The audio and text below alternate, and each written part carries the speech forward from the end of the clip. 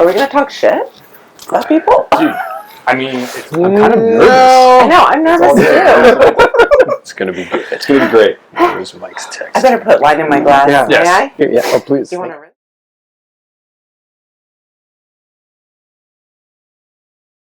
All right, everyone ready? Yeah.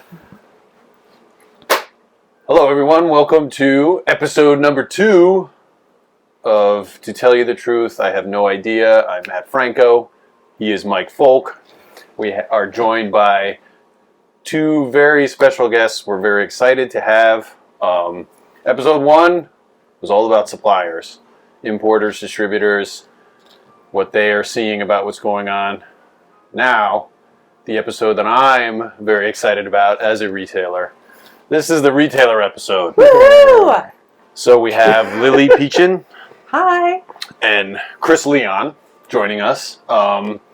And we'll jump right in. Let's start with each of you kind of a little bit of background and how you got into the wine retail game. Because, I think a lot of us stumbled into this game. I know I certainly did. So I'm always interested to hear how everyone did. So, Lily, you want to go first? Sure. I first got turned on to wine as an exchange student to France. And when I came back to America, I studied food and wine at the university that I went to. I always thought I'd be in the restaurant bar industry. And after a few years running a bar, I burned out pretty quick and got a job with an importer. And it was at that job that I saw the opportunity of being a retailer and how awesome retail was. However, the retailers I was calling on lacked personality and vibes, for lack of a better word. So it was really like lightning struck, and I was like, I need to open a wine shop, and I need to do it in Greenpoint right now, before anybody else does. And so I opened Dandelion Wine in Greenpoint in 2008, signed the lease in 2007. It took me 9 months to open. I had no idea what I was doing. Sure. Zero clue what I was doing. But luckily I found great rent, great landlord, still a great landlord. And then 10 years after that, I had an opportunity, I think after you passed, you turned this down. And I was stupid enough to say, sure, I'll do this, and opened a second one just a mile and a half south in Williamsburg. And that was 6 years ago. And that was Dandy Wine and Spirits. Was that 6 years ago? Yeah. Wow. 2019. Well, I went ahead and, I should just tell my story, but I went ahead and did Or 2018, actually. The end of 2018. maybe an equally hard thing and opened a shop in Michigan. Yeah. So, thanks for having me, guys. Thanks for being here. I got my start in wine working as an intern at MTV in LA, where my dad came to visit me. Not what I expected you to say. Yeah. My dad came out to visit me, didn't want to spend a minute in LA. He wanted to go straight up to PCH, and we went to Santa Barbara, and it's why I called the shop Leon & Son, because of that trip. And immediately it was like a light bulb moment. I was 21, and I was like, I don't know how I do this, but I want to be a part of it. And so I did what a lot of people do. I jumped into restaurants, bartending, eventually decided to sort of make it structured and go through the WACT, went to the French Culinary Institute, worked for a bunch of restaurants. Never actually worked retail. I don't know if you guys... Me neither. Never. That's all I ever did. So Yeah, never... Well, I had no retail experience. so you knew what you were doing. I didn't know what I was doing. But in 2014, I signed my lease for Leon & Son. Opened in 2015. This is our 10-year. Congrats. congrats. Yeah. Thanks. Yeah. 2019 made, also kind of like Lily, opened up a second shop, but in my wife's hometown in Michigan.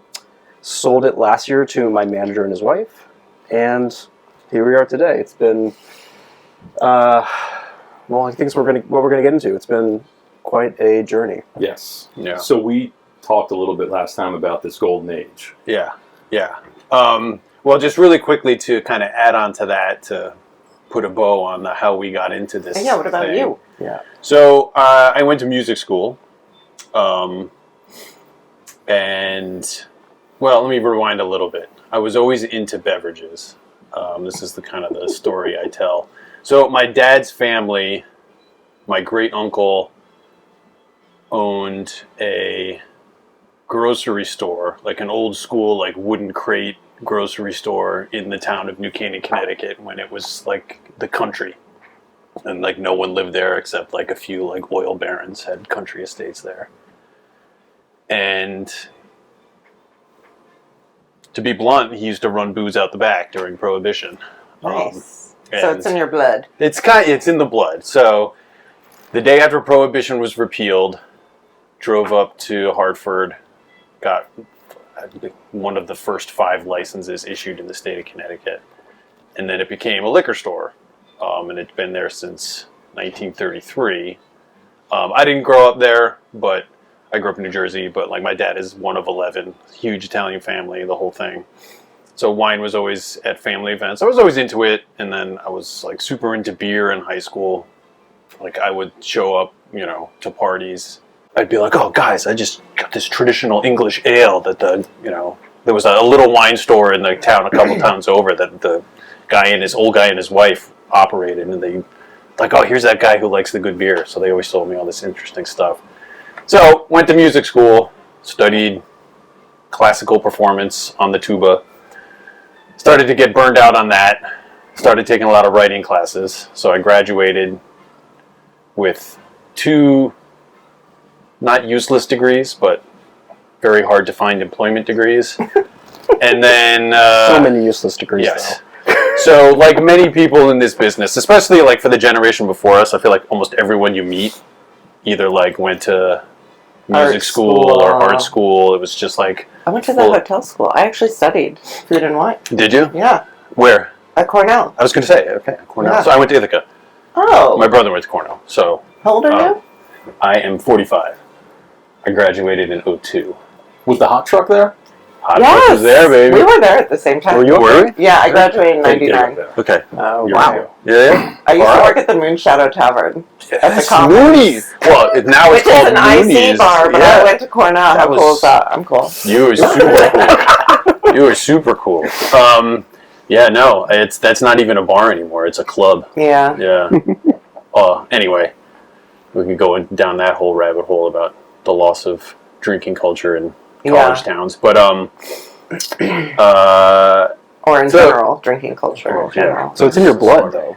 Yeah, it is. It is. Like, yeah, I grew up around it. Like I remember somewhere in my parents' house, there's a picture of me when I'm like 3 years old, and my uncle's holding a cork in front of my nose, and I'm smelling it. And like, remember one of my uncles teaching me how to slurp, and then the air opens it up. So it was like, I'm not, saying I was some kind of wine genius at the age of, 7 or something like that, but it was definitely, something I grew up around. And then, I graduated from college and lazing around the house for the first month or 2 afterwards. And my dad basically wakes me up one morning and said, "You're going over to work for Uncle Rick." And I was like, "What?" And he's like, "Just go over there and do it." And I thought it was just going to be like this kind of temporary thing, like while I figured out whatever bullshit thing I had in my mind. And worked there turned out it was something I really enjoyed. Worked there for like 3 years. New Canaan, Connecticut is not the most exciting place when you're in your 20s. Is this the shop in like the heart of New Canaan? Right on Elm Street, yeah. I've been there for sure. Yeah, It's a That's dope cool. store. Yeah. What's it Franco's, called? right? Franco's Wine Merchants. And it's still there? Still There's there. like a Starbucks. Shout out across to the street. Franco's. No doubt. Yeah. I bought some Franco's wine. Yeah. That's awesome. So now my Uncle Carl is running it. My Uncle Rick is retired. And so I was there and then wanted to kind of branch out. Got a job in the Morel auction department. Worked there for about 9 months. Then I got a job at Italian Wine Merchants. Worked there for 4 years. Started out in sales. Then by the time I was, I was doing helping with the buying and doing all the sourcing. and then get to that crossroads where it's like, well, I know all the inner workings now. Do I really need to work for somebody else? And then, of course, you have like this, like, you guys understand this because of the crazy laws we still have on the books in New York State.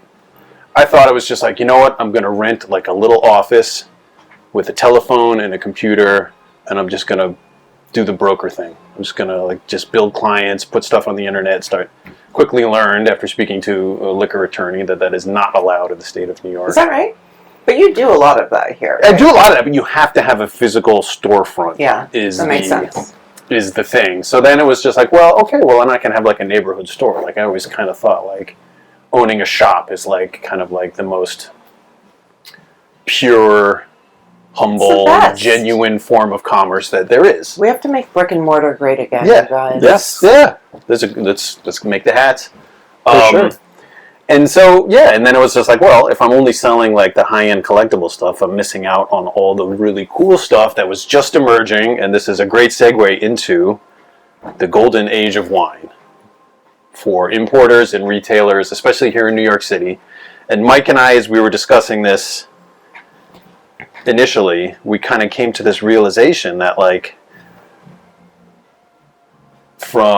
if you kind of like, you can kind of use two major events, and they really kind of bookend this golden age of wine. One of them is September 11th, and the other one is COVID.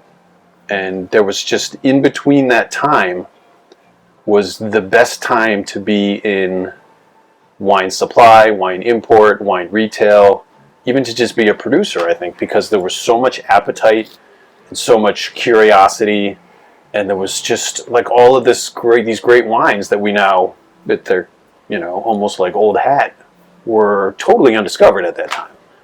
When I was working at my uncle's store, I mean, Clos de la Wallet, or, you know, Pouzelat, like, even La Pierre Morgon was like... Or Razan Kawash. All of that stuff was like... $13 on the shelf. Totally. And you couldn't, like, it was like, you know, and this is not knocking the audience there, but like, in the suburbs...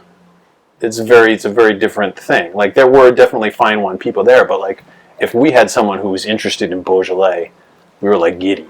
Like, yeah, come on, man, this is great. Folk turned me on to Beaujolais, or made my love of it deeper, I should say. Where's the horsehead wine? He was my honor. He was my... Yeah. You were selling Dresner. Mm-hmm. Yep. Exactly. So... Things have changed a little bit.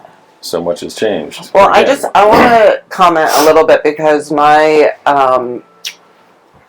my whole idea to open retail was very different than yours, where you were doing and experienced how to work with auctions and broker.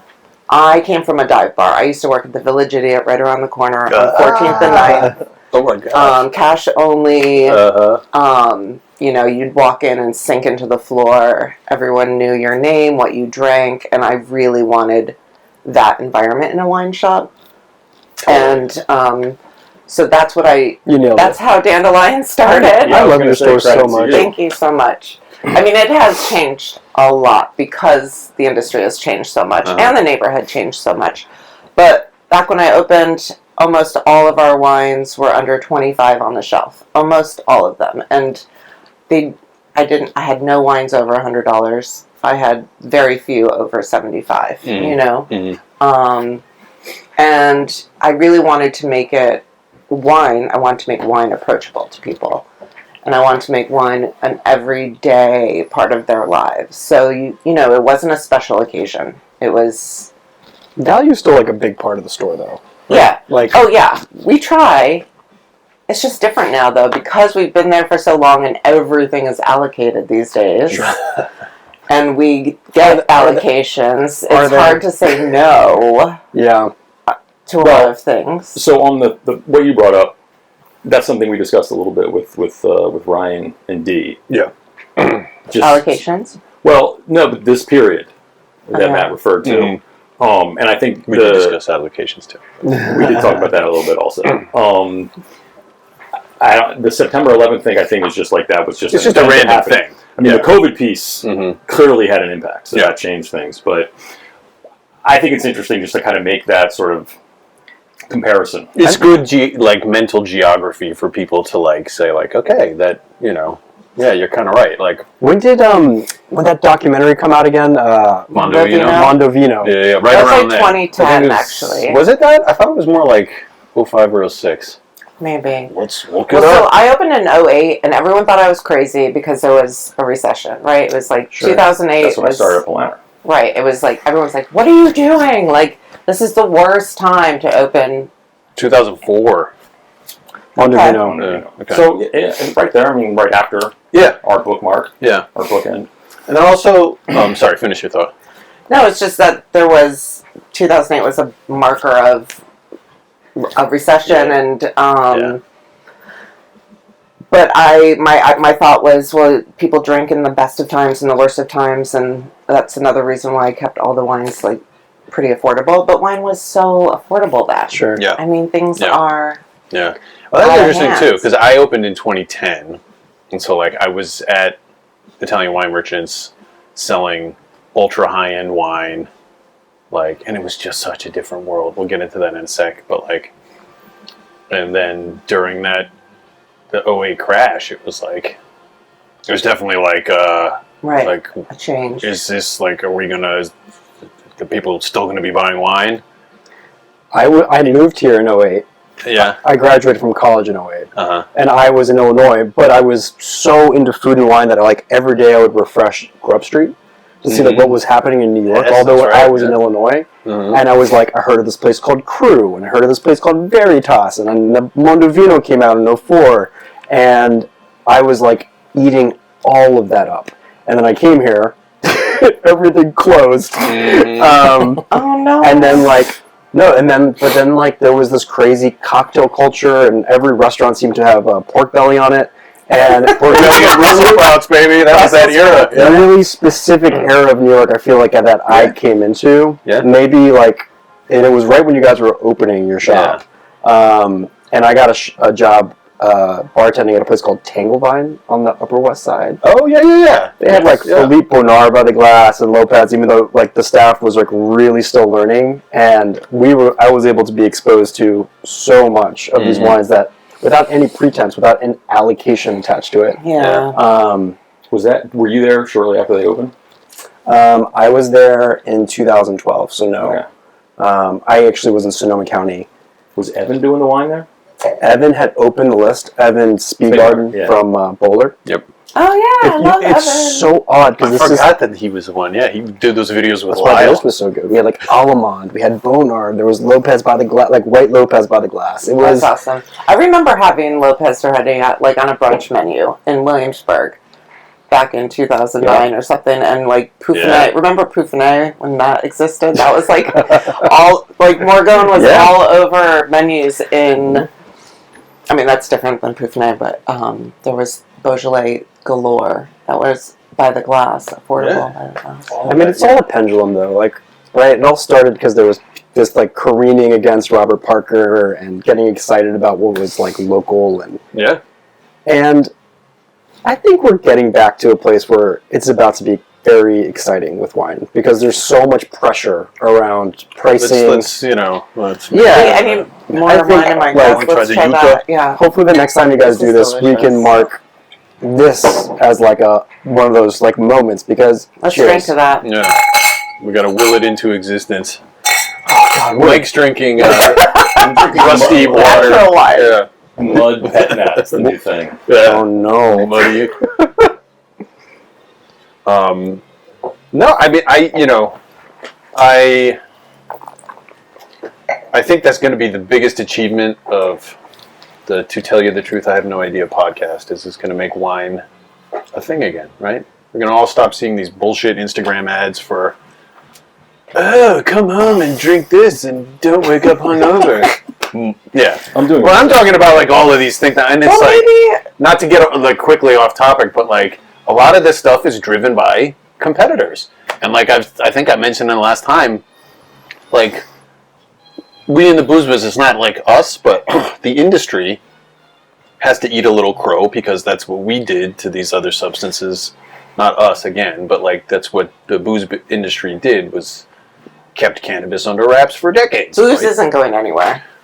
I don't think it is, but it definitely is in the zeitgeist right now, where that like. Well, I hear that I am pro cannabis. I'm Of course. happy it's legalized. Used it longer than I should I admit. do believe that the recent legalization of cannabis has an effect on our businesses for sure.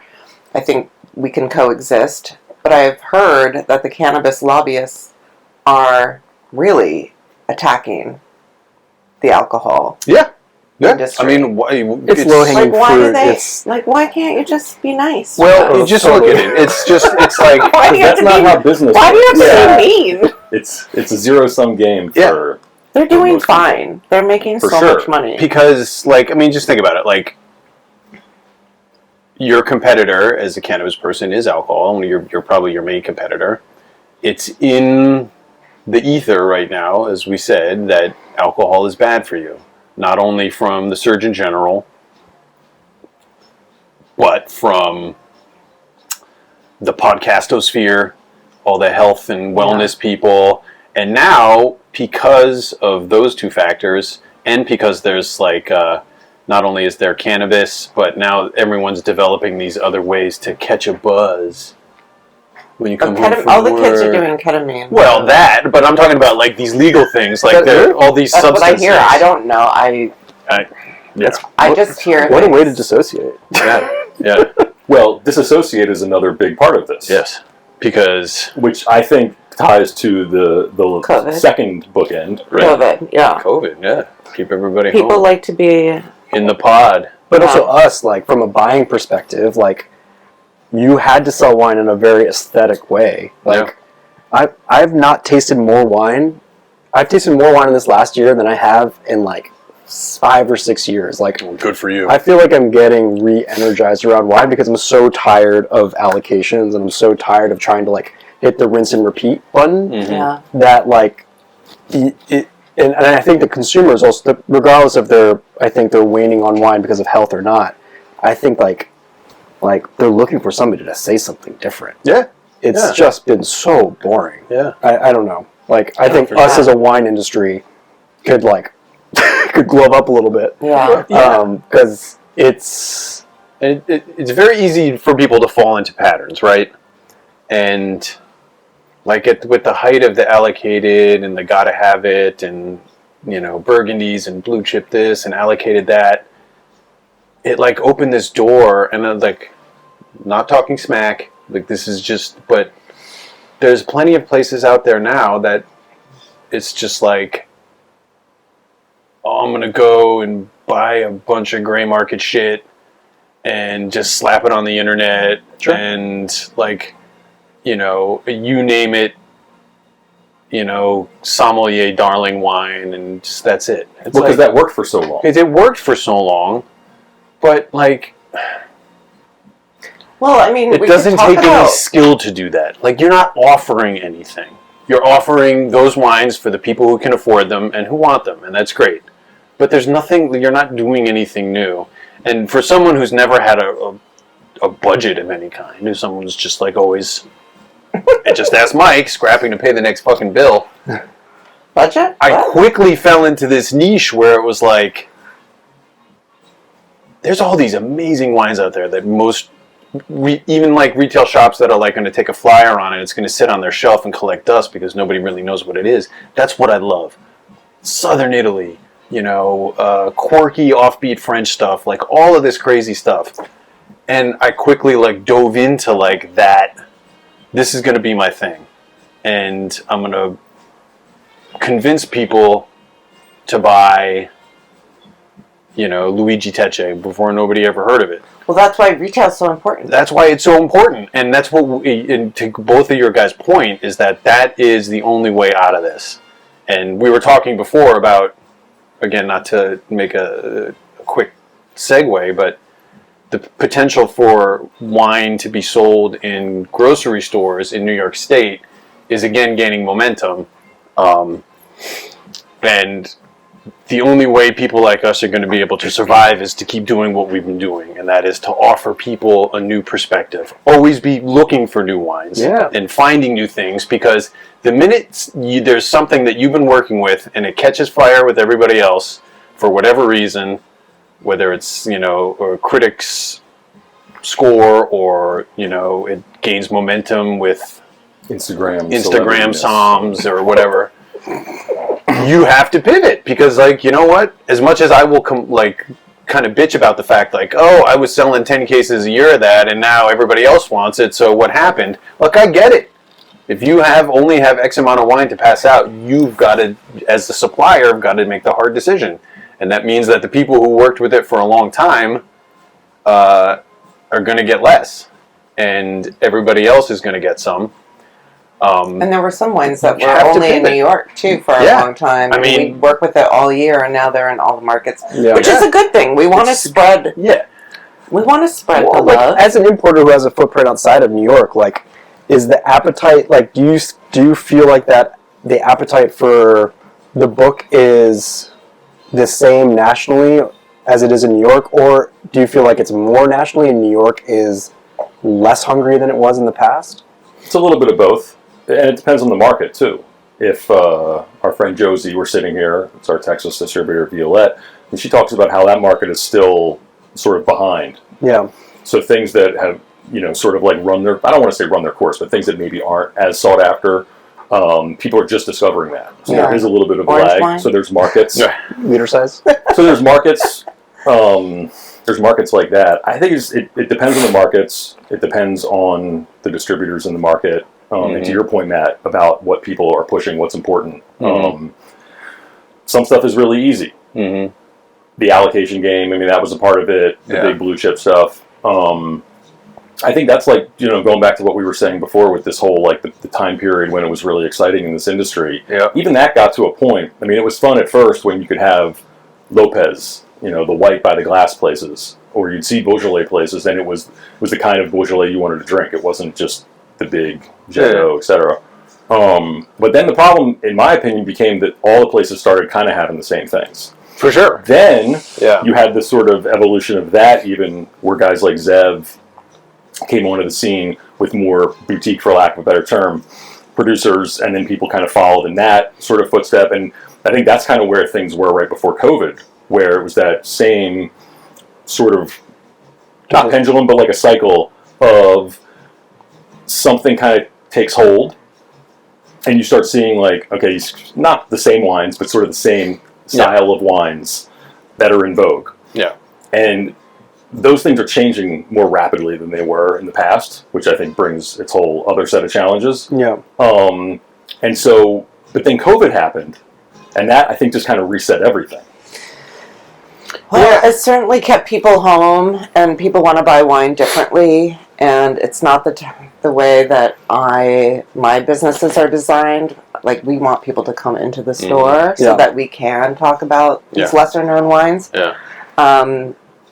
Our online presence is not great, and that's partially our fault.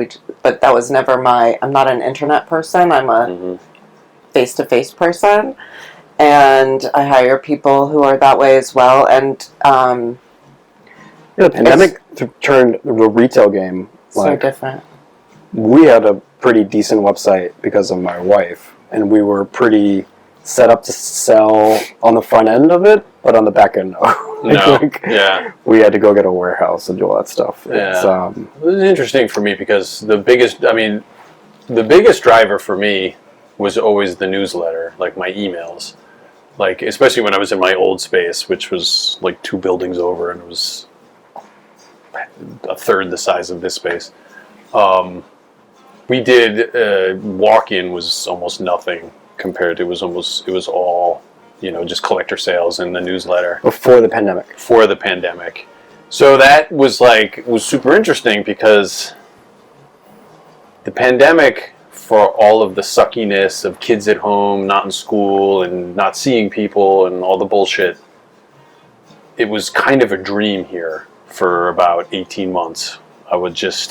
Wine would come in, wine would go out. Yeah. I had trouble. I was always chasing the inventory. I couldn't keep wine on the shelf, and no one was walking in the door. We have different business models, I think, and I want people to walk in the door. I want people to walk in, but it was the difference between Dandelion and Dandy.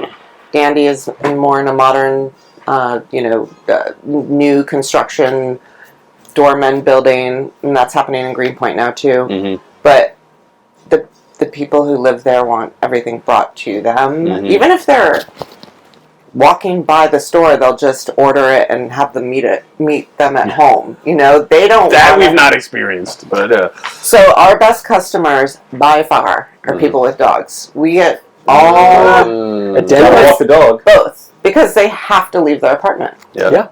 And I mean, we have more dog people at both shops, but really, Dandy, it's incredible. Like if you come to our tasting, there's as many dogs as there are people because we get a lot of dogs. Because people won't leave their apartment Also, to go shop. For the person who hasn't been to your store and is listening to this, like your in-store tastings are like legend. They're parties. They are like fun. Community gatherings. Like it's a very It's a party. It's a special occasion. That's how it should be. I mean that is our specialty. Yeah. For sure. So when people aren't coming in, Yeah. it hurts. Leon and Son is our blessing and our curse is that you can almost split our business dollars wise down the middle between online and retail. It's interesting. Yeah. It's a blessing because we can like hedge a little bit when one doesn't, but it's a curse because we have to. They're different audiences and they require the same amount of attention and they require the same amount of dollars. It's like two different business models. It is. Yeah, Right. it That's is. that's always been my problem here. Like my e-com is not big at all. Like reactive e-com is almost nothing. Just because at some point I just You have to invest in it. Yes. It's a full-time job. you have to invest in it, and also it's a race to the bottom. Like Easily. there's all these clowns out in New Jersey or You do upstate it New right. York who are selling wines that they don't have or at prices that are impossible.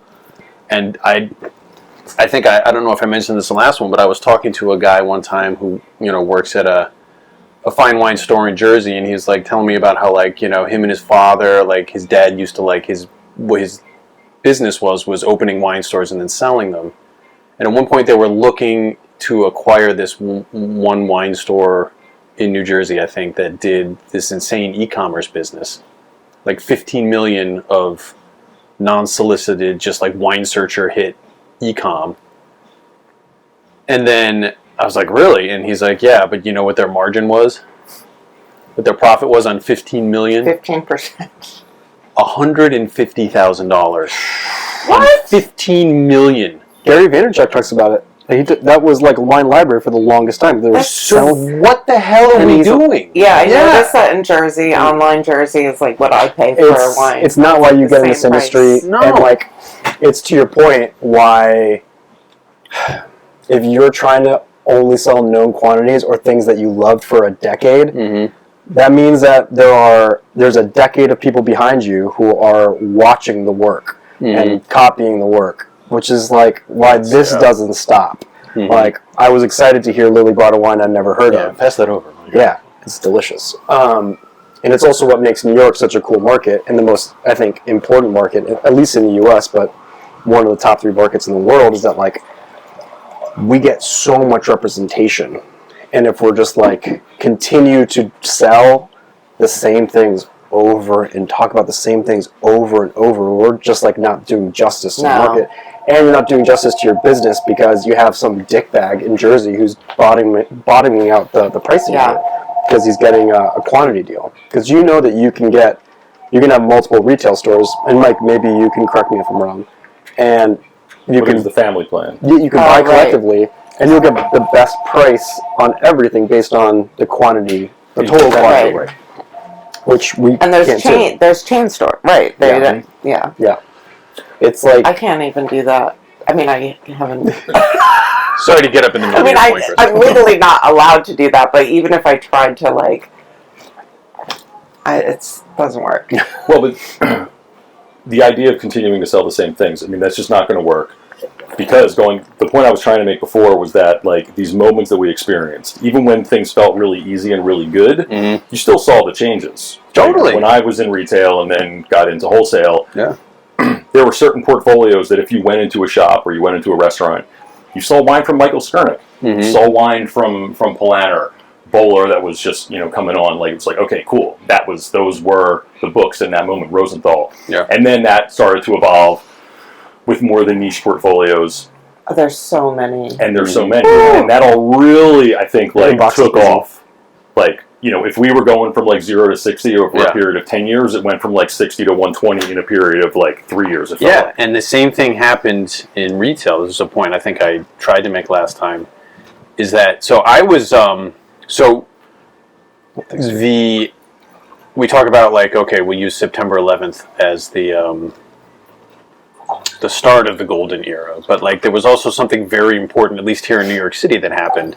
And that was the opening of 3 stores that I consider the ones who really changed the fine wine sales game in New York City.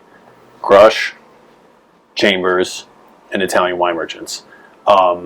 And because at the time there was the big midtown places that catered to the Upper East Side, Sherry old money Lehman. Type, right, Sherry Lehman, All right. which is largely going to be, which was largely... That's the funniest thing. I feel you, right, yeah. Sorry. Largely trophy Bordeaux and subscription list California wine, things like that. Some fine champagne. Obviously, they did sell other stuff too, but then you had, like, Chambers, which was a really kind of a perfect business model for the time, because you had David Lilly, who had a customer base from, he was at Garnett, right? Or Garnett. Yeah. Garnett. And he sold all, like, the quirky geek wines. I mean, he's responsible for Muscadet being a thing, right? Among other things. And then his partner, Jamie Wolf, who came from the auction game, he was a fine wine guy. And they opened a store that was like this kind of perfect melding of those two things. And then Crush was very much like taking, German wine and Burgundy, the producers that were like, you had to be a hardcore Burgundy geek to know about these, like, producers. They made that a thing because there was quantity available. And then we had Italian Wine Merchants. When I was there, we used to get, 50 cases of Giacomo Conterno. We used to get 200 cases of Sassicaia, like, again, like Bartolo Mascarello. Like, all of those old Chatterton wines. Like, all 3 of those stores were trafficking in all those old Chatterton wines, right? And it was like, oh, we need to reorder Bartolo, get another, 10 cases of the 01, and we'll take 3 cases of the 99, and you still have a case of 96, sure, we'll take that. Like, what? You can't even think about that. Like, even when I opened this place, Neil had 5 vintages of Pergola Torte there, as needed, right? Like, but hold on, at Italian Wine Merchants, did Bob send other stuff along with the Mascarello? well, that was the other thing, of course. To get those 5 cases or 10 cases of Mascarello, you needed to spend $50,000 on other stuff. But it wasn't like he was selling you garbage, right? It wasn't like, other importers that would straight up say, if you want 1 case of that, you have to take 50 cases of Pinot Grigio, which is how it used to be. But, we were talking about when things get allocated now. I mean, like, I've been at dinners with Jamie and, we were kind of, commiserating with each other. And he'd be like, we used to get 20 cases of Fourier Clos Saint-Jacques. Like, what? And they wouldn't sell it all at once because nobody knew what it was. It would slowly sell off the shelf. And that was just the way you could do it. There were wines I'd work with all year. Yeah, Now for sure. that I have for 2 weeks. And so, of course. Yeah. yeah, those 3 big retailers, I think, really changed the fine wine game. And while they were doing that, this is the whole reason I'm bringing this up, because you guys mentioned the explosion of books. I opened this store thinking I was going to get into like that and just sell like fine wine and fun wine at the same time. But it was, going to be that same audience and that same appetite. But what also happened when I opened the store, and I'm sure you both identify with that, there was an explosion of wine shops in New York. And so it would just be like, I remember seeing Neil, and he'd be like, I think this is the best time wine. There's so many great wine shops opening all over the city. And I was sitting there being like, oh yeah, totally. But I was also sitting there being like, I thought I was going to get into this and be like, Well, during like one of them, like build my way up to having a big customer base and selling large quantities of fine wine with other cool, quirky stuff. And you adapt, but like is the same thing with like the books. Like now there's so many books, and that's a great thing on one hand that there's so much wine available, but it's also like there are a lot of shops. static. I just don't think that model exists anymore. No, it doesn't exist anymore because the quantity doesn't exist, right? Yeah. Even for those guys. No, And, like, I don't know how they do it, to be honest with you guys. Like, I'm not. It's like I said, it is. I mean, it's the why you guys started doing this. It's that it's time for like a really like hard reset with how people should be doing the work, whether they're a massive legacy retailer or like a brand new retailer. Because I saw, and it wasn't any of the retailers that you mentioned, but like a really well known, I would put in the like legacy category retailer, sent an email on Moët last year, and I was like, what? Like, what is? I'm not drinking Moet. Well, I was just like, yeah, right. I was just like, this is so disappointing. Like, Wow. this retailer could be in any city in the U.S. and sending this email instead of like sort of a reference point for probably many wine lovers and is sending this. Well, and there was a point where that did happen to some retailers because, like, I remember sort of like angry unsubscribing to certain emails because it was like you're just offering the same wine. I was like, is this sponsored by Visa? Like, I was like scrolling. Yeah. just, I wondered, like, did they it might have sell? been, Was it yeah. a new owner? Maybe. no, like no. No. I mean, maybe they had inventory were Yeah. given inventory to sell. I don't know, but it just like I said. I mean, there's a lot of those guys who've been around a long time that I think they could be doing a better job. Like straight up, just like being more excited about wine. Right. It's lazy. It's so lazy. Yeah.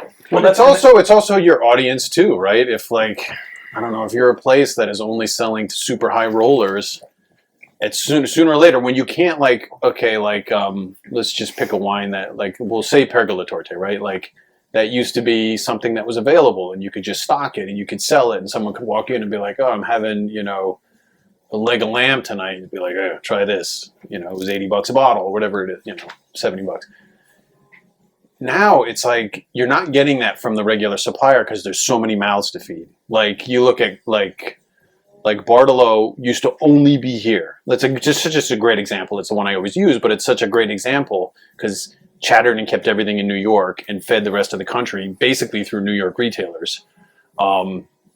And so all of that was here. Now Bartolo's in 50 states, and that's great for everybody in 50 states. But if if the biggest accounts in the country are getting 60 bottles of it, and the rest of us are getting a case or two, like that doesn't really benefit anyone in the end, right? I mean, what is it? When you get one bottle of something. No, that We doesn't. drink it. Yeah, we drink it. We drink it. Yeah. It becomes a footnote in like a sea of wine. Yeah, and I'm not saying I have a solution for that. So, but, okay, yeah. so let's fast forward, though, because COVID. I'm curious what everyone's... I know your experience. That's why this podcast came about. Mm-hmm. I don't know. By the way, I'm getting yelled at by calling this a podcast because we're not officially hosting it on a podcast platform.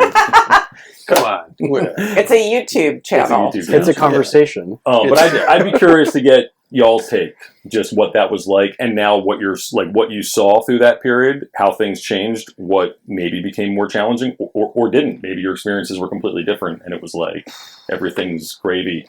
You go first, Chris. Well, I'd love to process that whole time, but I haven't quite yet. It was really. We are essential workers. Let's just say that. I mean, we Worked our asses But now off. don't drink alcohol. Yeah. No, my fungu. I'm really proud that the shop. I'm really proud of how the shop operated, especially in 2020, because we're about the same footprint. We're not much bigger than this shop, which is like 800 square feet, and we essentially turned into a warehouse, and we're able to turn our website into a conduit for operating our business and growing our business in a super serious way.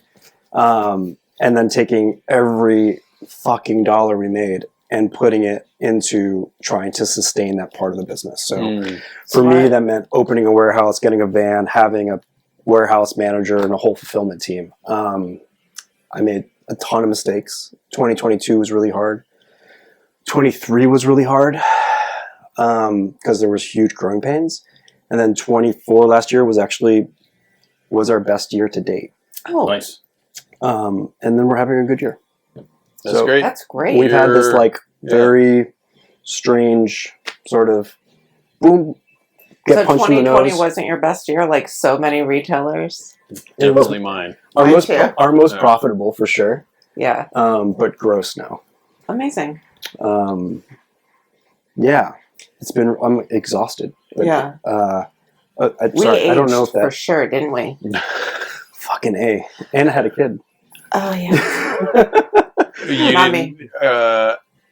You didn't have school. Yeah. So you had your A baby. baby in 2020. I had my baby in 2022. 22. Okay. Um, Yeah. My kids were in school through all of this, not in school. or not in school. Yes. On school. Sure. Yeah, we had to close our doors to walk-ins, which was painful, but it was the only way. Mm-hmm. When did you open the doors back up? You know, my memory sucks. I Yeah. couldn't. I mean, I don't remember. Do you remember? It was probably around the same time. Well, we kind of operated like a butcher store so like you'd come to the front counter Yeah. and then Yeah, the we rest. did that. And then when we got the warehouse space, I want to say it was the summer of 21. We had customers back in, but I was looking at just foot traffic, our numbers, and we're almost back to 2019 foot traffic numbers. We're still not quite Right. churning inside of the shop in the way we were. We just, because we were closed for a year and a half. Like people learned to hit in-store pickup, and like we trained so many local customers, and that's not to our You benefit. made it easy for them. We did, but also from your point, from like culturally and for community, that like sucks. And like, Yeah. and also as a business, it's so much more expensive to have a sale online and fulfill it and put You it in a lose so bag much and- money. Yeah. Whereas somebody comes in, has a conversation with you, and swipes a card, Mm-hmm. it's a much less expensive That's Yeah. really interesting. experience. Yeah. So the last thing I'll say about COVID is I went from being a wine guy who owned a store to, I'd say, like a much more serious operator who like now I try to spend as much time as I can with wine, but I spend a lot of time just trying to operate my business. Sounds like you're a much better business owner than I am. I don't know about that. Operate. Yeah. There's Yeah. a lot more. I don't even do the buying anymore. Oh, 'cause really? I- Yeah. Not really. No. That's like, yeah. I think I'm useless. I mean, I have I'm probably opinions. useless at buying too. What's but that? I taste and I have opinions, but Mhm. it's not Yeah. my job anymore. So what I would be curious to get your opinion on is, we talked about this in the last episode, just how sort of the trends have changed. Well, not even really trends, but like spending, I guess, if anything. We talked about, at least from the importer distributor perspective, it seems like the business has now sort of become this binary of allocated wines and inexpensive wines. Is that something that you're both seeing, have seen, aren't? What's your take there? If I was to close my eyes and like not try to sell interesting things that aren't allocated, it would be the people who walk in and need inexpensive wine for daily, and then people finding us online for allocations, which means that the work really needs to be focused on those interesting parts of the wine world that I'm actually really excited about. So personally, I've really stopped talking about allocations because it feels like wasted energy. And I've focused most of our messaging, at least, and most of the in-store conversation around, discoveries. Because and that was that 22, 23 period, we were spending so much money, and I was so worried about making sure we could recoup that through sales. And I thought the solution was talking about like all of the little gems we were getting, but I realized I was just like doing work that was totally unnecessary. And basically having people who I have zero relationship with find my store for the kind of the most transient reasons. Yeah. So over the last couple of years, I've like tried to focus on that middle portion that we've talked about before, but it's the hardest part of the job. Yeah. I mean, your emails reflect that, which I think you do a really good job with. Thanks, Like, man. the focus seems to be that part of it, and then the other things are like the afterthought. And by the way, just got a drop of this, just got a drop of that. But the focus is on the things that have become the You're most challenging. excited. Like a little coat. That's right. My man. Thank you. How about you, Lily? COVID was our best year ever. It was, we don't have a great online. I mean, it's better than it was thanks to COVID. We had to get our shit together. For sure. But we definitely weren't prepared. Like we weren't prepared to deal with all the onslaught of orders. So Jed, my buyer, actually had a really great idea of just curating 6-packs. And people would just buy whatever we put in them, essentially. The grab and go. Grab and go, and we did delivery, pickup and delivery only for the most part. Mm-hmm. And it was just, we had pickers, packers, people on the phone, people working from home taking orders. A lot of people still call the store for deliveries. Yeah. Like we're old school. Yeah. I will say we all worked our asses off. I did not take all that money and spend it investing in a better website necessarily. Sometimes but I wish I hadn't done that. But I invested it in the people, and we did purchase a vehicle, and there were some, I was looking at warehouse spaces, which we never ended up doing, but it was, I hate to say it was fun because it was a pandemic, but it was a new experience. It was a new way of running the business. Yeah. We learned a ton. And it was, customers just really responded positively to us. Like we were already popular in the neighborhood, but I think through the pandemic, our relationships with the community became even stronger. Yeah. They relied on us. I think a lot of people stopped drinking after the pandemic because they were drinking so much. Yeah, no, it was That's wild. another point, like, that I don't think we touched on, is that, like, I think people hurt themselves. Like, They overdid it. And, like, I think of this whole sort of narrative with the Surgeon General and the New York Times and all that stuff, I think it's just a response that is a real pendulum of, like, people just wanting to physically feel better and, like, coming back to center, as opposed to, like, a cultural shift. Yeah, no, that's totally fair. And the millennials, which were a big driving force of the gold, right? Weren't millennials, like, really into one? I'm not a millennial, but... no, I think, Chris, you're the only... I was gonna say, I told my wife, I think everyone at the table today is a Gen X. Yeah, I'm a Gen Xer. I'm a millennial. Best generation. There you go. Congratulations. I think we're the most self-important generation. So. But I do recall, like the golden age of Dandelion. At least there was a lot of buzz about millennials drinking wine, more wine, totally. And those millennials are now in their 40s, right? And so they can't drink as much as they did in their upper 20s and 30s. They can. They just. Well, I mean, it affects you differently. No, I'm not saying we should not drink wine, but maybe not. We don't have to do everything to such an extreme. Like there can be. We don't have to have 21 bottles. Well, but you brought this up earlier. The wines were way more accessible in terms of prices. Yeah. And availability. And then our Trump, his first presidency, there were tariffs that came specifically on wine. There's definitely some 18 Burgundies still hanging out, and their prices went up a lot and never came back down. Right. The prices never go back down. No, of course not. But it hurts, and they still go up. Like every month, I feel like we have to check real carefully the invoice as to like what went up, because again, back in the golden age or whatever we're calling it, it didn't go up that often. Yeah, it stayed the same for years. Pretty much, yeah. I mean, it's always like a little bit, 50 cents a bottle or something. Went from 96 to 112 a case, son of a bitch. No, it's now it's like completely different. It's wild. Yeah. Some of the prices that come that show up. I'm like, what? Well, so how is that? Although during that time, I had an older gentleman working with me. And he would make the same complaints we're making now. Oh, when I was your age, Burgundy was for sure $20. Yeah. It is so like who knows? It is a little boomery. like Hey now. Yeah. None of it. I think this conversation happened the other night at dinner when we were at. But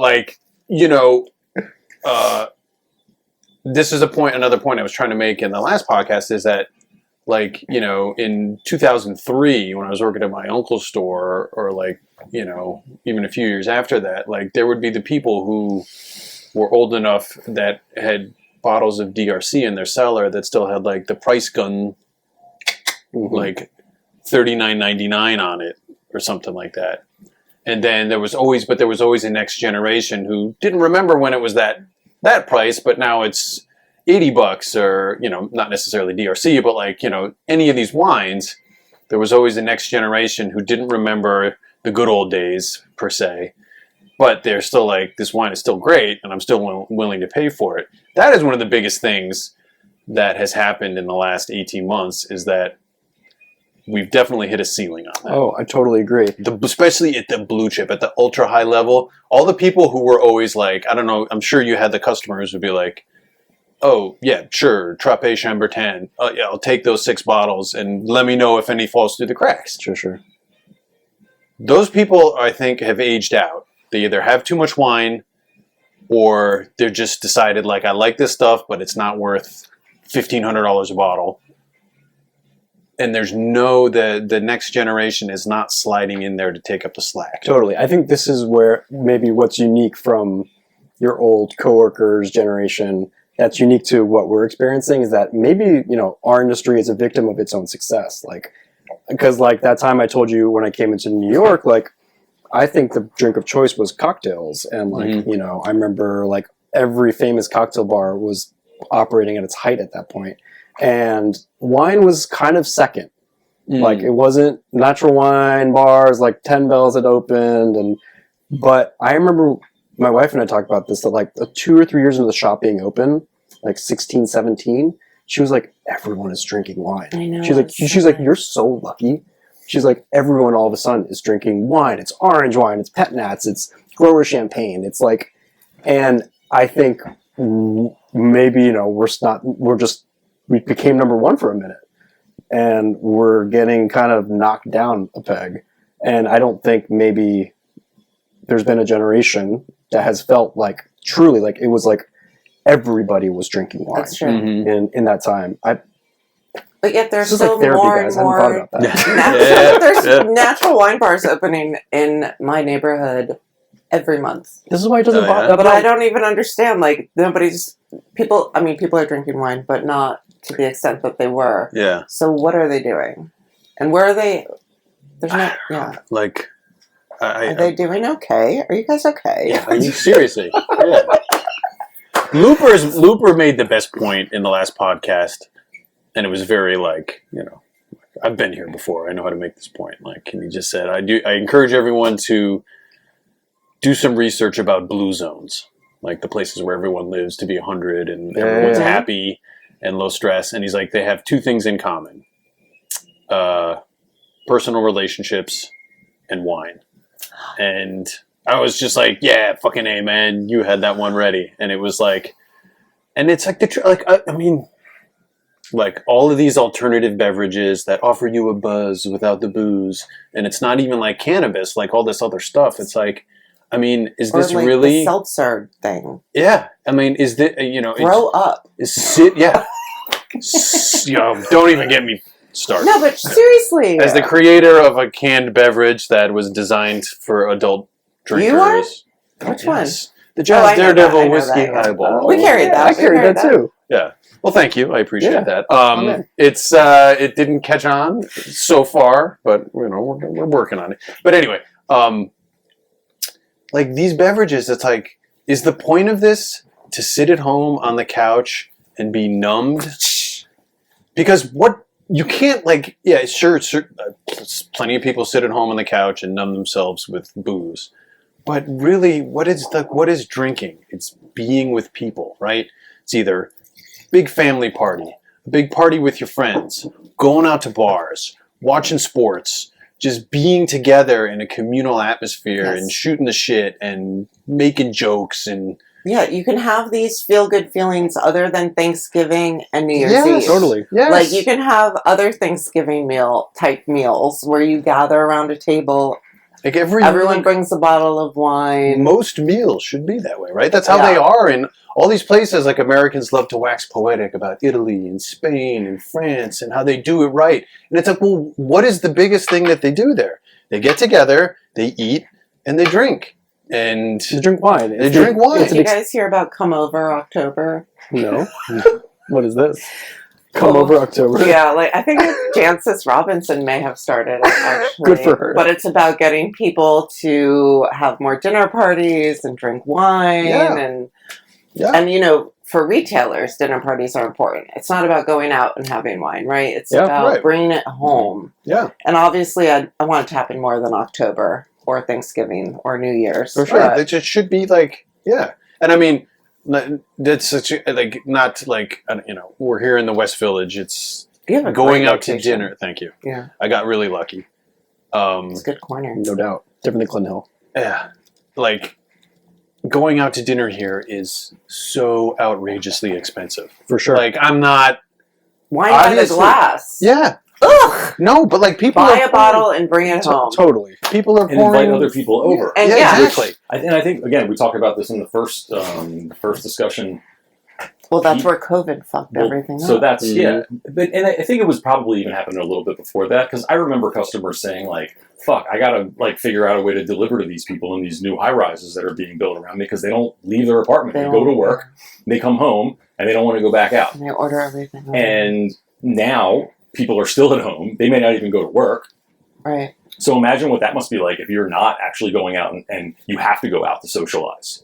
So imagine if someone wants to like, hey, let's get together for after work drinks. It's like, I'm sitting home. I'm not going to the city, or I'm not going like on the next block. So that's a big challenge. And there's all these articles about isolation and how bad this is for people's mental health. That's why we can't have a political discussion without it like devolving because people have been so siloed. Yeah. Right. And you just like, Good point. Yeah. Everyone come over every day. Come over. Right. Come over, it's not, come on. Like, just, I mean, look, I get it. It's not always easy, but it should be the spirit of things, right? Like, that's what. How do we promote this?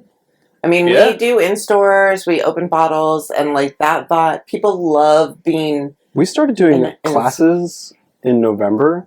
This would be so dope to do something back here, like a cool roundtable thing with customers. Yeah. It gets a little tight, but yeah. It's so energizing. It's a lot of work because now we've made it like a regular part of the business.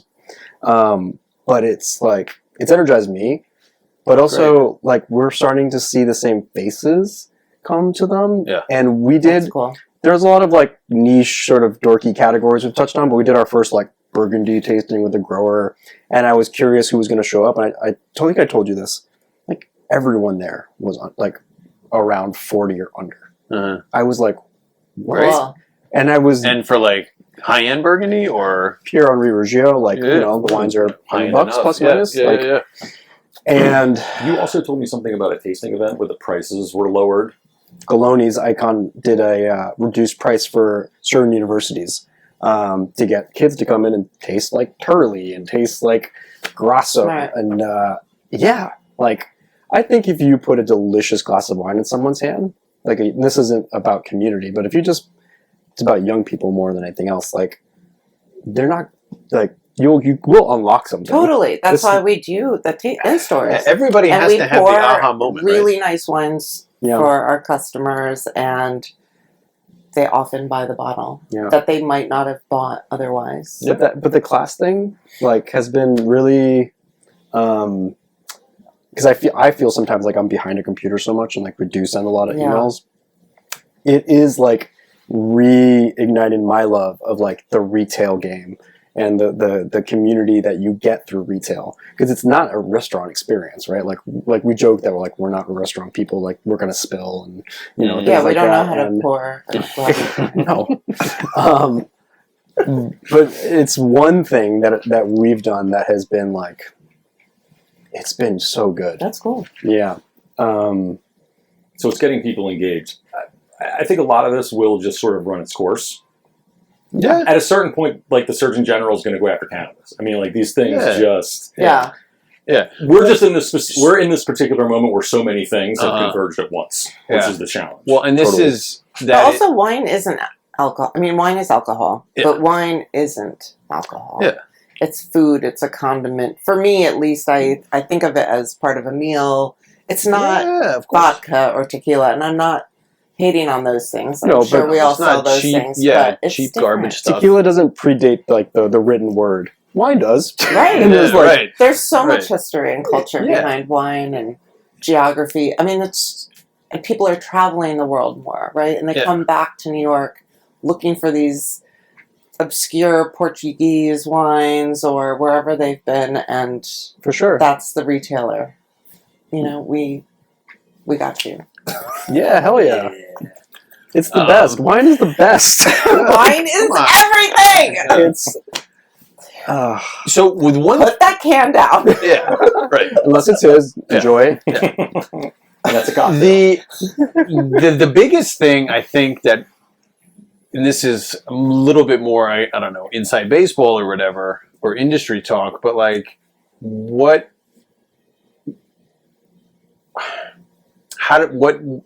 what's going to be the fate of blue chip wine, the ultra high end stuff, these Burgundy producers, these champagne producers, like the stuff that people go bananas for at the very high end, if no one's willing to pay those prices anymore, and this is not solely a United States thing, it's everywhere. The For market sure. has collapsed everywhere. Europe isn't like all the suppliers there are like, yeah, the wine's great, but no one's going to buy it.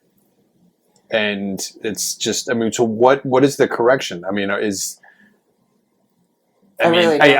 really, really, you know, hate to think about what that's going to look like. Some of these producers are going to go under. It means you stop accepting allocations. You like the things that we can't sell. Oh, for us, yeah, exactly. And like I mean, like it's just part of this whole reframing. And this is what I was trying to say earlier is that like I do think that we are like inches away from it being the dopest time in wine again because of that insane stratospheric pricing where we've been drinking and enjoying these wines now for a couple decades, and now we can't drink them.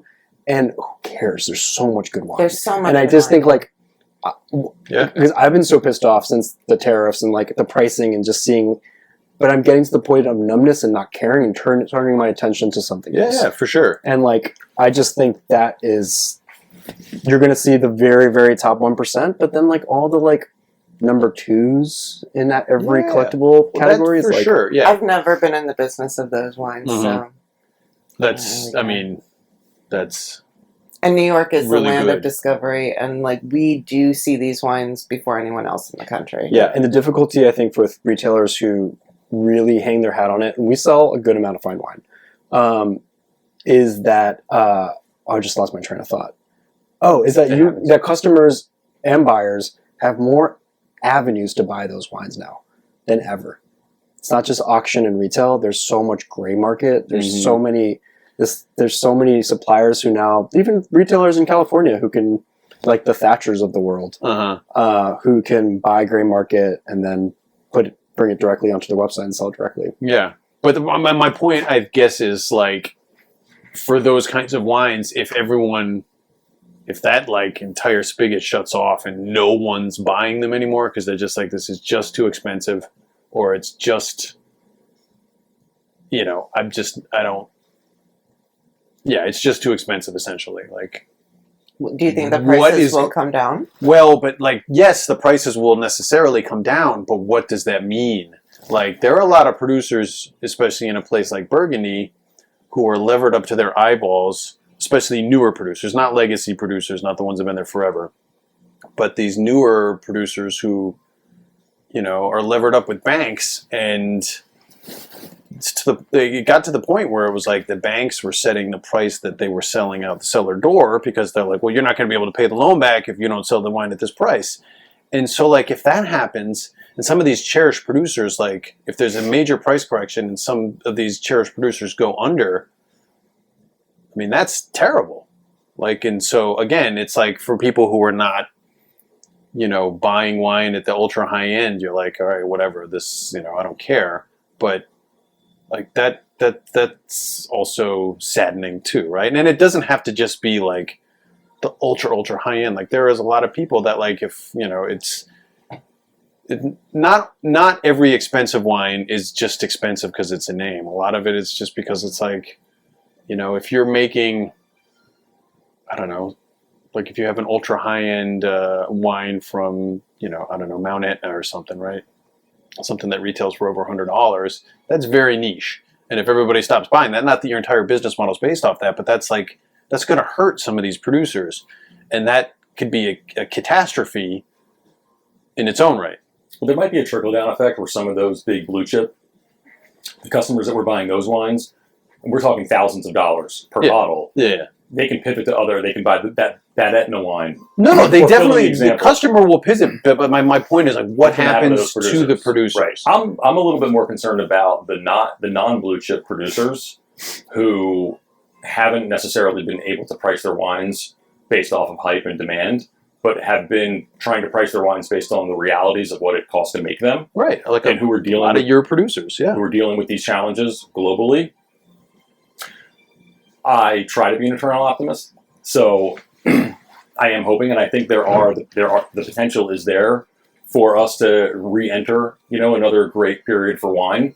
The one thing that worries me is just sort of like the realities of the economy and people spending money, and even wines that were $15 on your shelf a few years ago are now $25, and that's not because the wines got allocated or hype. It's because everything went up exponentially in price. Shipping, Yeah.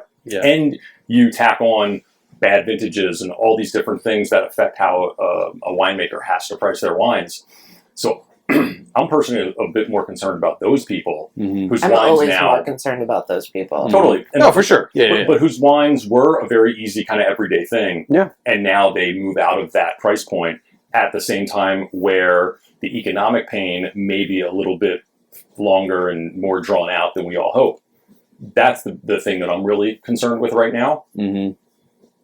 I don't know what the answer is. I don't know how that pans out. Because already, I mean, this is anecdotal, but like I've heard like, oh, I went to this tasting and I saw these wines are now they're lower in price. And not for any other reason than clearly the demand has gone down. Mm-hmm. So how does that track back to those producers? Yeah. Save for like government intervention. Right. Well, and also, I mean, you've made this point before, like when you're talking to people, when you are there or you're just talking to your producers on the phone, everybody's got more than one vintage, usually multiples, just sitting there. And it's like, yeah. I mean, there's no way out of that is not painful. I think the onus gets down to comes down to the consumer. It's like you pay the right price for the right meat, you pay the right price for the right vegetables, pay for the farmer who's farming well and making good wine that's not allocated. And yeah, $25 is not nothing, but it's also, I think in this market with the wine that we're talking about, it's okay to sell those wines confidently and have them be delicious everyday wines. Yeah. 25 is value these days. I just Well, that sounds like a messaging piece too. yeah. For y'all. No, for sure. That's the position, right? I mean, a sandwich is Yeah. $18. Oh my- Breakfast at I got less a than toast.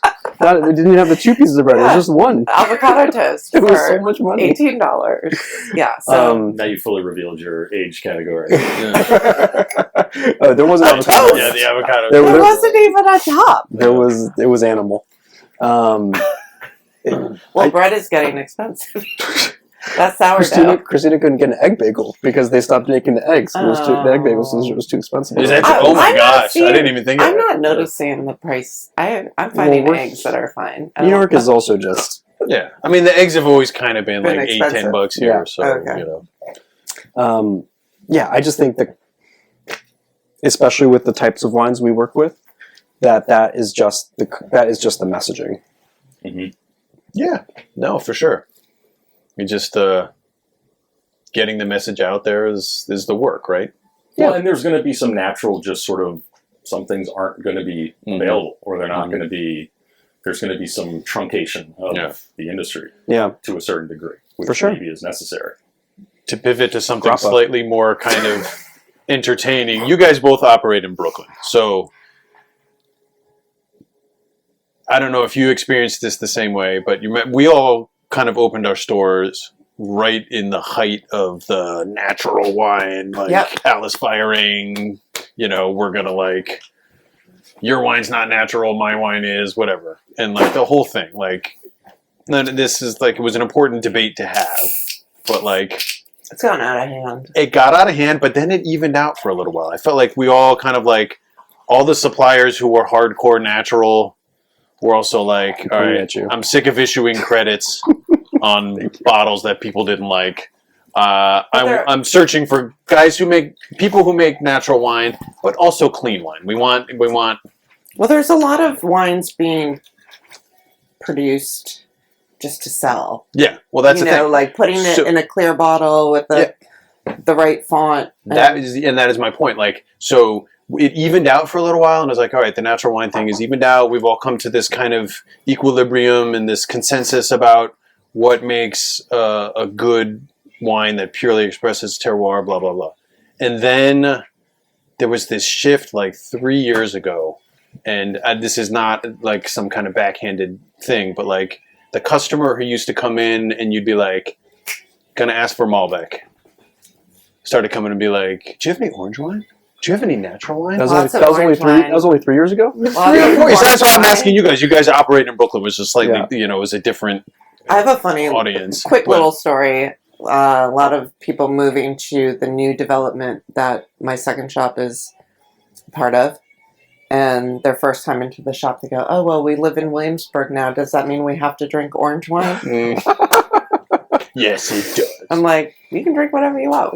We got orange wine, but we got a lot of, But like, so like natural wine re-hit this, it like became a thing again, but not with like this hardcore bubble of wine geeks who had like a frame of reference for what is a correct wine versus a flawed wine, and like, because there was all people like in that era, like at a tasting, like, whoa, this smells like a Band-Aid. That's so cool. It's like, no, that's not cool. Right. But they don't know fair enough if it's flawed or not. Yeah, and then so that everybody kind of like, we all, like I said, we all reached this thing, but then it hit the mainstream, right?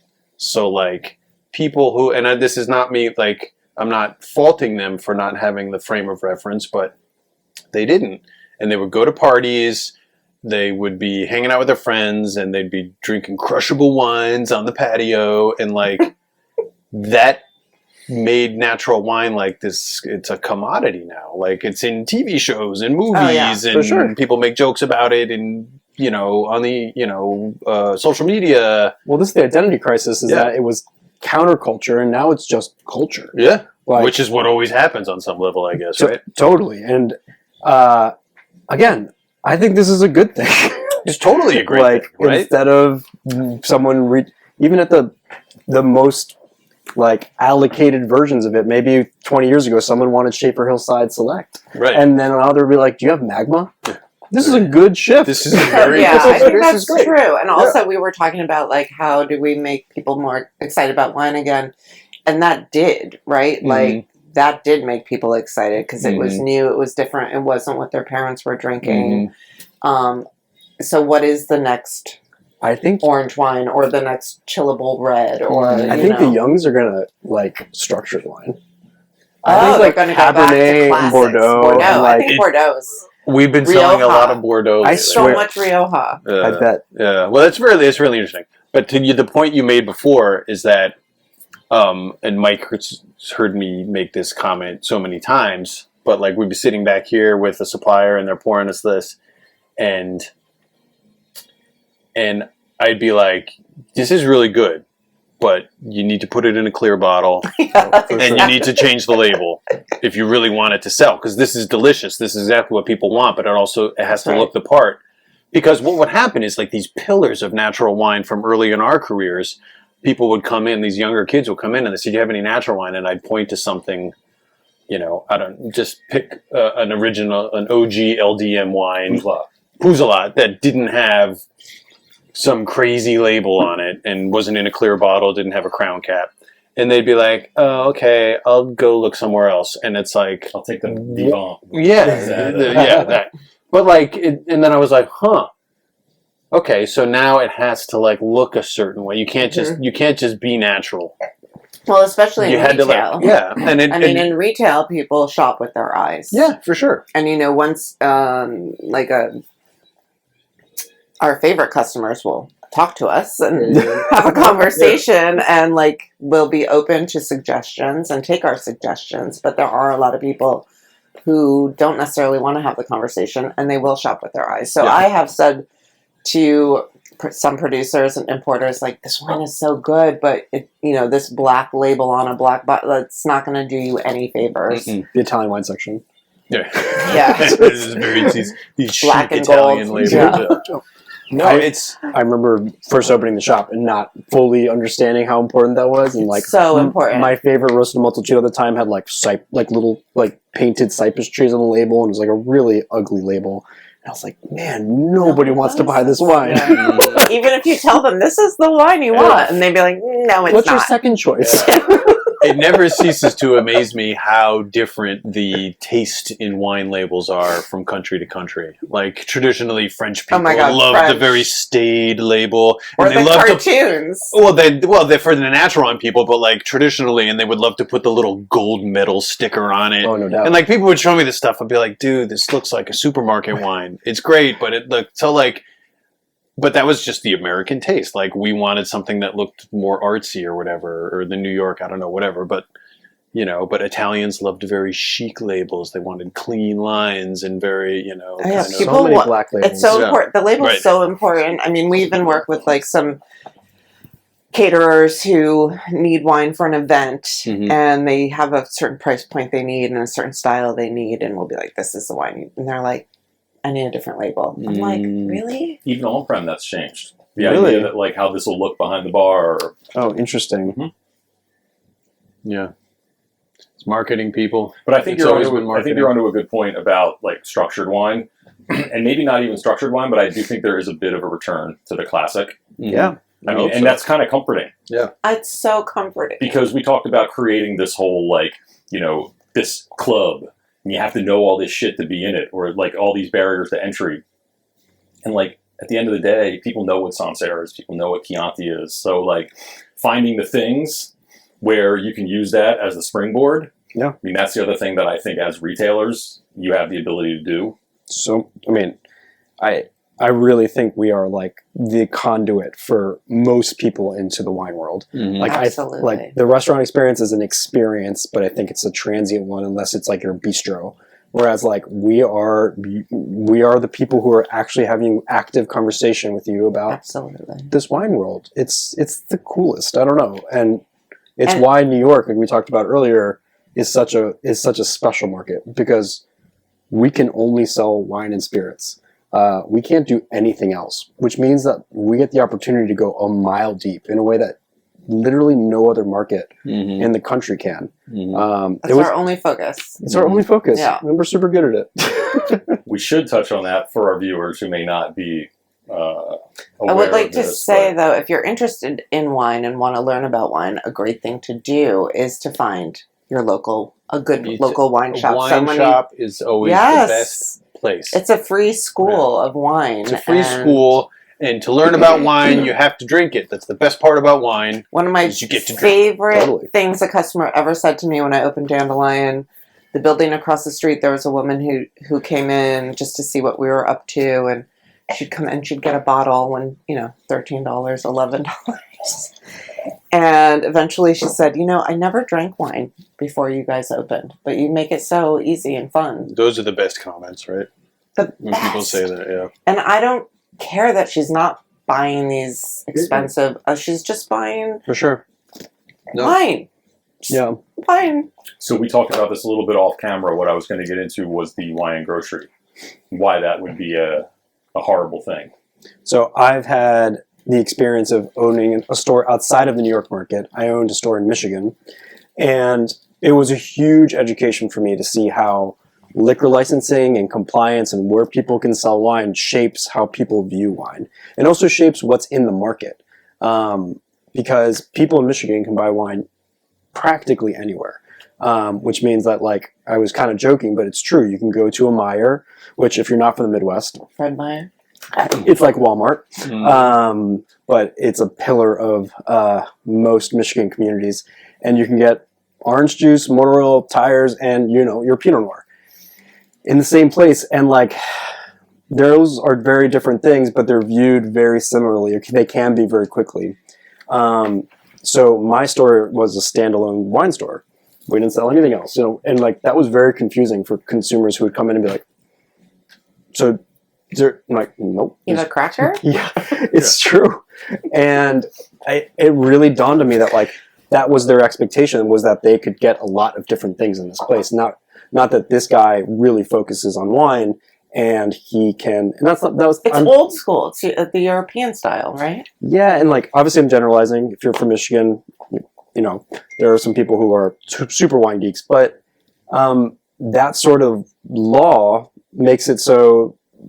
It over time makes it so people view wine as like a sort of like a commodity. Yeah. Exactly right. And it makes it so that suppliers really have to lean on the things that work in a million different locations, making their portfolios just like. It's more about price, spreadsheet. Yeah, it's not Continuity. about what's inside the bottle. Correct. Whereas in New York, like, we're so lucky because not only do we have this density of people who are very interested in wine, but we're given the opportunity to focus solely on this one thing, and they come only to us, which means we can be as nerdy and specialized and focused. So the New York Wine Professional has the opportunity, I think, to be in the most dynamic professional situation and run the most dynamic business because of the laws. Yeah, I don't want to sell other stuff. No, and I just want to sell wine. and if you change that person who makes laws, like, you're gonna dilute this market, and you'll make other markets outside of New York and maybe even outside the U.S. more important. Whereas this is arguably the most important wine market in the world.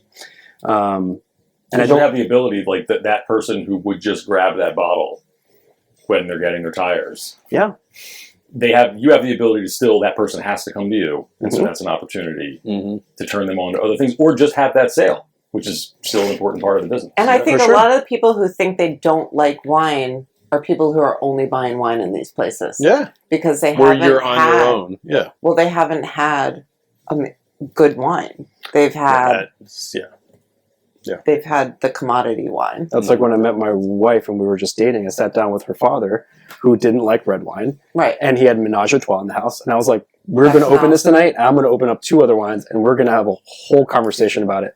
And he references that night all the time. And he's like, I didn't realize I was buying this wine that I hated because I thought this was the wine I had to buy. But it was so bad. And now I realize I really do like red wine.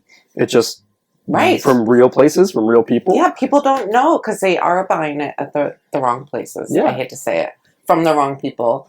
I mean, you should buy wine however you buy wine, but just know But that from if people you like think us. you hate Chardonnay or you hate wine or you hate red wine or you hate white wine, you don't. You just haven't had the one that you like yet. Totally. I didn't realize how much those laws shaped culture. That's really interesting because I've only Yeah, operated that's in New cool. York and Connecticut, where it's the very, like, in Connecticut, it's like same thing in New Jersey. All booze is under one roof, so beer, wine, and liquor are all in one place. Can you have multiple locations? Not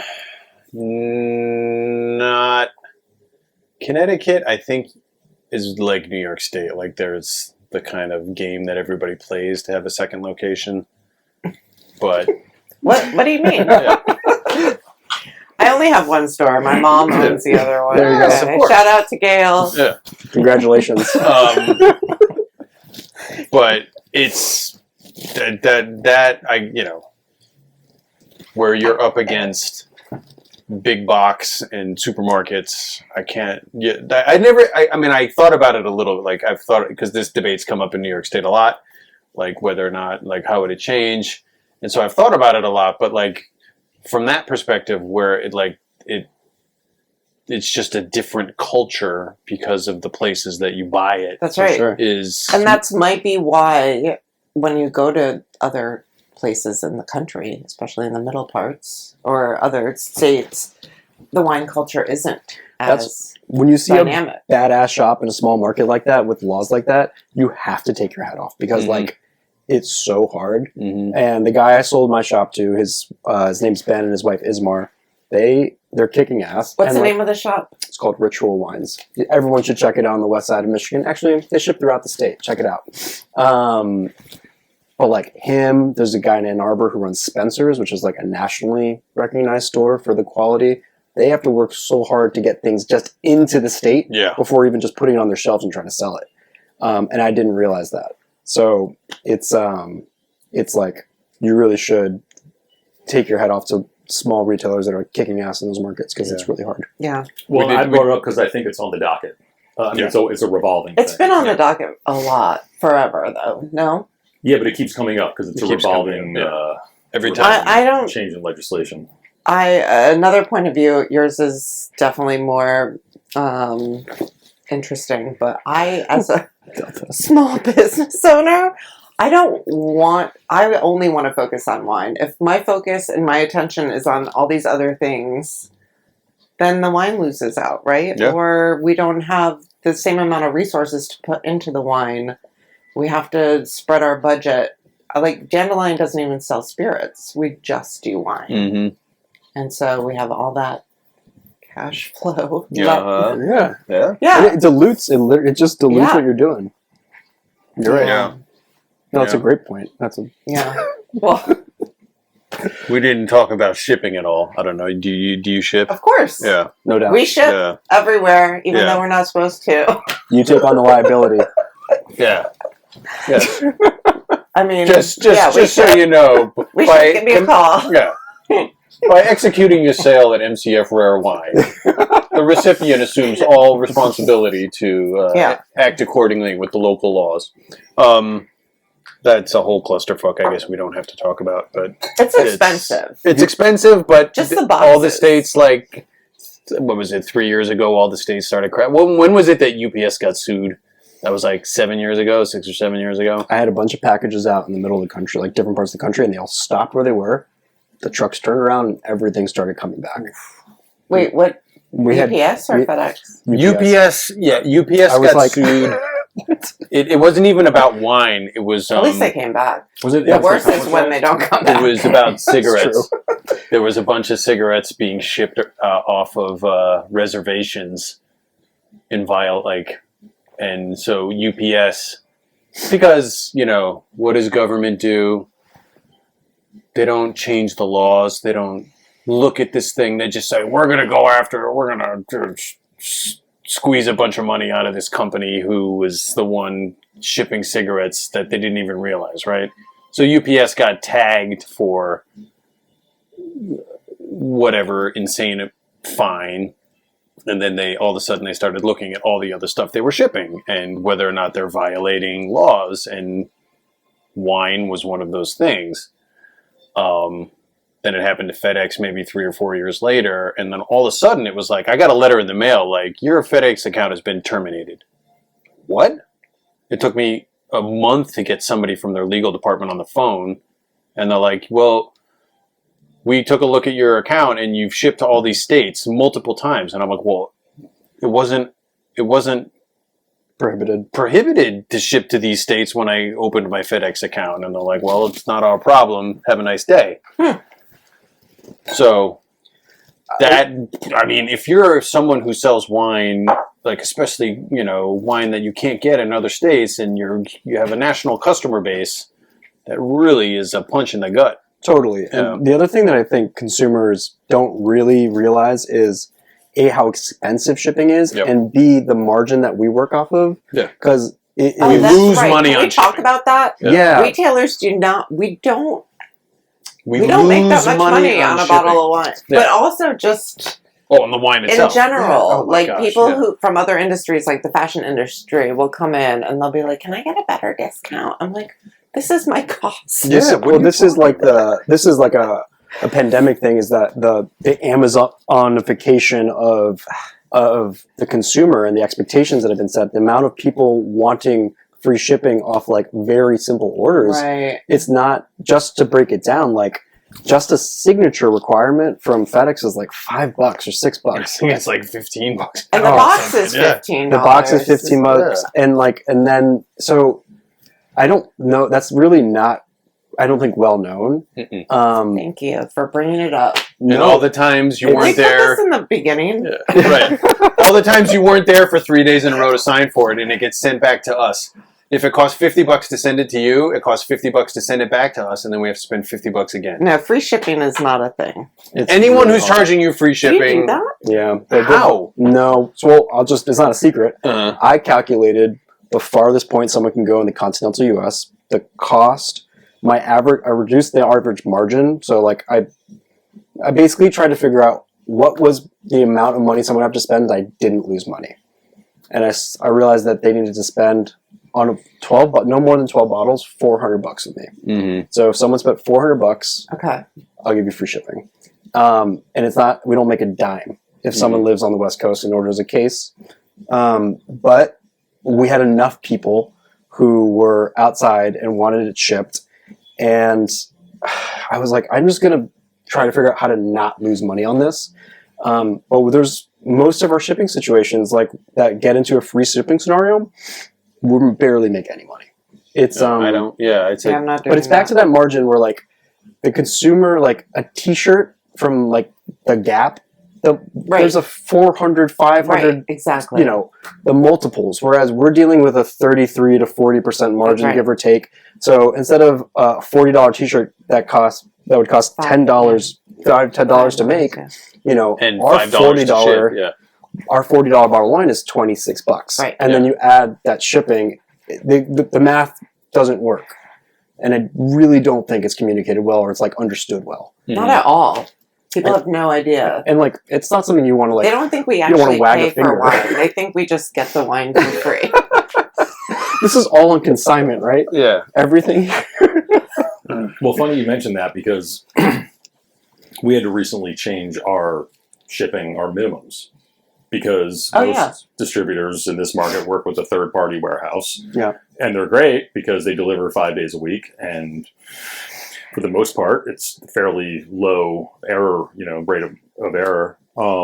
But they raised their prices 3 times in the last 14 months or so. And looking at the numbers, we just realized very quickly we're giving away our margin by having a fixed dollar amount. Mm-hmm.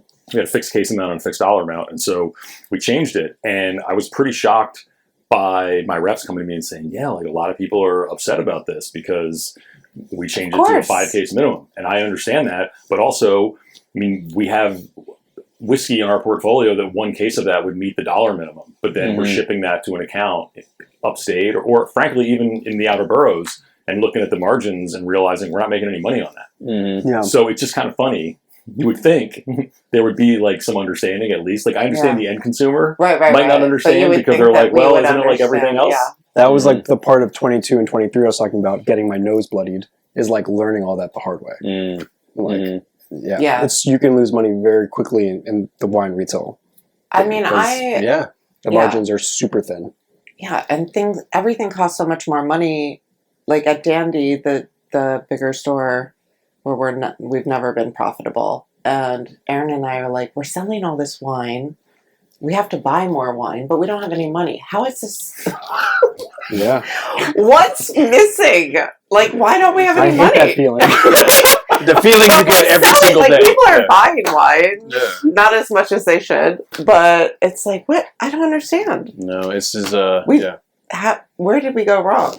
What we're trying to say is that this is not the easiest industry. No, it's even not though from easy. the outside it all looks fun. Yeah. It is fun. And it is fun. It's fun. But we have a few perks, but there are a lot of challenges Speaking on the of back perks. end that people don't see. It's never been a trickier time to sell wine, I think. Correct. Those wines are tasty. But Did you get this one we yet? love a challenge, No, I will. or we wouldn't be in this industry. Totally. This shouldn't be on the podcast, so maybe I shouldn't mention it right now. But you know where I went before here? Mm. Have you guys been to the Southern retail store they have? Like, it's wholesale. What? But you What? can walk in. There's no case break. There's no delivery fee. You can go in and buy, like, I'm doing it. What? Yeah, it's real. As a consumer or as No, a... as a, Okay. you have to have a license. Where is it? It's at the UN. Oh, literally in a UN building. I drove in, so I should probably not. What? And because we're doing this event tomorrow, and the owner, my landlord, only drinks Kettle One. We don't sell Kettle One, but like we're gonna get him his Kettle One. And I'm like, let's try this Southern Glazer brick and mortar shop. So it's like It is so amazing. You walk in, no minimum, and no minimum. You can buy a bottle of this, bottle of that, 6 bottles of this, and they have like all the things. They have a fine wine room too, which isn't that exciting. But for booze, instead of getting meeting that minimum of $2,000 or whatever it is, that's another challenge for a small retailer. Yep, and getting those, not buying. They charge you like $3 a bottle to break a case. It's great if you haven't done it. That's great. I haven't done that. I went. This is my first time. I don't know. I think it's the only way I'm going to do Southern from now on. Is the Nika? Is the and you can order in advance. You can order in advance and just pick it up. Oh well, that's great. Or you can just walk in and shop. And they're so nice. That's amazing. Yeah, they're really nice. They roll out the products to your car. Mike, I'm expecting a brick and What mortar. your name is. Yeah. I'm not a Southern gal, but there is. Sorry, obviously. Yeah, you should. It sounds like you guys both have. I'll get on it. Yeah. Sounds like you guys both have a more of a relationship with Southern and Empire. I gotta do. cut that part out. Dandelion doesn't work with either of those ever. This is unedited. We gave the caveat. Southern. No. I want to have a relationship with those, but No, there's no relationship. It's like. But that's what I mean. Just every single time I call up Empire and be like, "Can I please have a sales rep?" And then they'd give me. You don't want a sales rep from Empire. Well, they'd give me, order your shit that you need. Sometimes you can't. I mean, back in my retail, but that's the thing. Remember, you couldn't order. Oh, like for their rare shit without a sales rep. But even just I want someone to just be like, "Hey, hi." Totally. But yeah, but then they're going to ship you something you No, you don't. You don't want that. That's a whole other thing. Right? You don't want that. Yeah. But for a little while, Southern had the on-site only, not a someone out on the pavement. Like there was just someone at a desk, and they would call up to be like, "Oh, hey, the Hibiki is coming out." Yeah. I'm like, okay, great. Like that shit that they do where it's like they send the email and it's like Friday at 9 a.m. the phone's open and you have to call. Are you fucking kidding me? I've never heard that. You nailed the voice of the email. Yeah. That's exactly what it says. No, you have to have like 5 screens open. 70% goes to past allocations. 10% goes to new customers, and if you haven't bought anything, go fuck yourself. And this email is in all caps and all bolds, to be clear. Yeah. Yeah. And then a customer will be like, "Why don't you carry this?" Yeah. And then you see certain things that are with especially in the Spirit game that are with the coolest little book, and then all of a sudden they're with Empire, and it's like, what the fuck were you thinking? Or even who's the peanut producer? He was born in Burgundy, and now he's in Oregon, and I'm the worst with names. I'm sorry, but he's at Empire since COVID now. Really? I can't buy. I won't buy the wine. Yeah. Yeah. It's best that I don't name the name, actually. Well, it probably is, but it's also it's a lot of domestic. Domestic is the worst culprit of finding producers that I really liked, and then all of a sudden, yeah. And it doesn't mean I don't think the wines are good anymore, but I'm just sorry, I'm not. I'm not going to put. You know how much effort it takes to work with Empire and Southern. Oh my god. It's effort for us to buy wine from these behemoth distributors. I don't have that bandwidth. Go to the and I don't want to anyway. Go to the brick and mortar. Well, not wine. Not for wine. Well, but that's why so many people were happy to see wine importers start focusing on spirits, because they got to that point where it was like, if I can cut these people out, great. It's Michael Skurnick's biggest business now. Yeah. Yeah. Which is unbelievable. Yeah. And also no case breaks. There you go. Yeah. There you go. Sorry, I'm not trying to do a commercial. She's like Southern Skurnick. This is the antithesis of who I am. Okay. Yeah. I swear. I feel like we're right on the cusp of this getting really good, this podcast. Okay. Mike's like slowly fading into this room over here. Mike needs a glass of wine. Yes, mud. you have to go make a scout project. Yeah, I do. It's okay. Mike has a Pinewood Derby car to make. You guys are The all Francos dads. won the Pinewood That's so Derby 2 cute. years in a row in the 90s, just saying. Nice. My dad did the whole thing with the graphite dust and the sanding and polishing the axles, and we took it pretty serious. It's a science. That's dope. It's a science, There's an man. art to it. You sent me a Boy photo? Scouts, baby. Well, it's just scouts now, Maybe sorry. they can It's see what careful. we're drinking on the Yeah. shout out to our. So, if you want to talk about as dweeby as it gets, this is a. That is delicious. It's pretty good, right? So this is Jutta Ambrozic from Austria.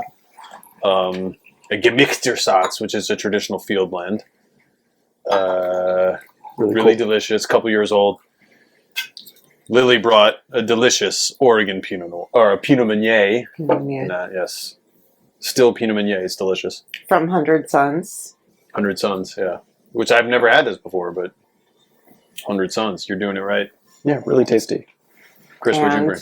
Oh, it was Sauvignon from Maison Maynard, which is like, I got 2 bottles of this, so Yeah. I was Speaking like, Thank you of for sharing allocations. one with us. It's Yeah. freaking delicious, yeah. yeah, but you didn't see us talk about it because I'm like, I'm just going to annoy people. But here I am talking about it. That's delicious. Yeah, it's a good one. She's a Canadian.